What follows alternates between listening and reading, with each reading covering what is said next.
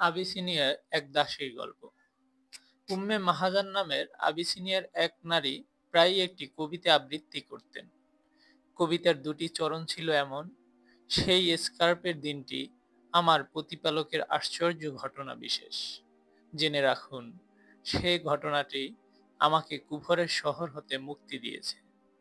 নবীজি সাল্লাল্লাহু আলাইহি সাল্লাম ও আয়েশা রাদিয়াল্লাহু দুজনেরই বেশ কৌতূহল জাগল, কেন তিনি এই দুটি চরণ আবৃত্তি করেন। একদিন আয়েশা রাদিয়াল্লাহু তাকে জিজ্ঞাসা করলেন তার গল্পটি বলার জন্য। উম্মে মাহাজান রাদিয়াল্লাহু ছিলেন আবিসিনিয়ার অধিবাসী একজন দাসী। একদিন তার মনিবের মেয়ের মূল্যবান লাল স্কার্ফটি হারিয়ে যায়। একটি চিল সেটাকে মাংস মনে করে নিয়ে যায়, কিন্তু সবাই ভাবলো উম্মে মাহাজান চুরি করেছেন। তারা তাকে জিজ্ঞাসাবাদ করলো। তার উত্তর শুনে তারা সন্তুষ্ট হলো না। তাকে তল্লাশি করা হলো। তার কাপড় খুলে তন্ন তন্ন করে স্কার্ফটি খুঁজতে থাকলো মনিবের লোকেরা। কোথাও খুঁজে পেল না। এমন অসহায় অবস্থায় উম্মে মাহাজান রাদিয়াল্লাহু কাঁদতে থাকেন। ঠিক তখনই চিলটি তাদের সামনে স্কার্ফটি ফেলে যায়।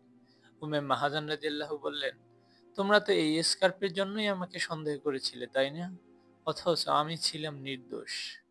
মনিব ও তার লোকেরা বুঝতে পারল তারা ভুল করে দাসীটির মানহানি করেছে।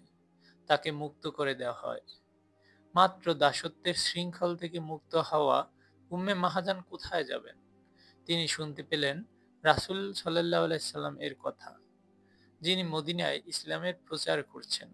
উম্মে মাহাজান রাদিয়াল্লাহু নিরাপদ আশ্রয়ের সন্ধানে ছুটলেন মদিনায়। রাসূল সাল্লাল্লাহু আলাইহি সাল্লামের কাছে গিয়ে ইসলাম গ্রহণ করলেন। রাসূল সাল্লাল্লাহু আলাইহি সাল্লাম উম্মে মাহাজানের অসহায়ত্ব বুঝতে পারলেন। তিনি খোদ মসজিদে নববীতে একটি তাঁবুর ব্যবস্থা করে উম্মে মাহাজানকে থাকতে দেন। অনেকটা ইতিকাফের সময় যেভাবে তাঁবু বানিয়ে থাকা হয়, সেভাবে উম্মে মাহাজান মসজিদে থাকেন। সহিহ বুখারী হাদিস ৪৩৯। উম্মে মাহাজানের মসজিদে থাকার ঘটনা অনেকটা ঈসা আলাইহিস সালামের মা মরিয়ম আলাইহিস সালামের ঘটনার মতো।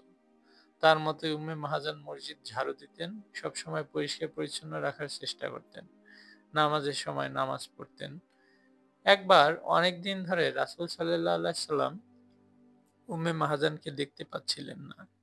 তিনি আর আগের মতো মসজিদ ঝাড়ু দিচ্ছেন না। মসজিদের তাঁবুতেও তাকে দেখা যাচ্ছে না। কোথায় গেলেন? সাহাবীদের জিজ্ঞেস করলেন তিনি।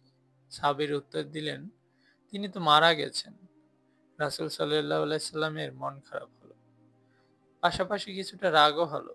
তাকে খবর দেওয়া হলো না কেন? সাহাবীরা মূলত উম্মে মাহাজান রাদিয়াল্লাহু এর বিষয়টি তেমন গুরুত্ব দেননি। আবিসিনিয়ার এক কৃষ্ণাঙ্গ নারী, যিনি কিনা একসময় দাসী ছিলেন। তিনি আর এমন কি যে তার মৃত্যু সংবাদও রাসূল সাল্লাল্লাহু আলাইহি সাল্লামকে জানাতে হবে? তদুপরি তার মৃত্যু হয়েছে রাতে, যখন রাসূলকে বিরক্ত করা যায় না।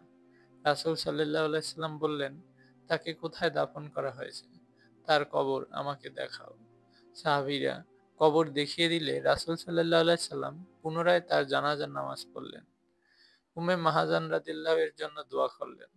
সহিহ বুখারী হাদিস ১৩৩৭। ঘটনাটি কেমন লাগলো কমেন্ট বক্সে জানাবেন। আসসালামু আলাইকুম ওয়া রাহমাতুল্লাহি ওয়া বারাকাতুহু।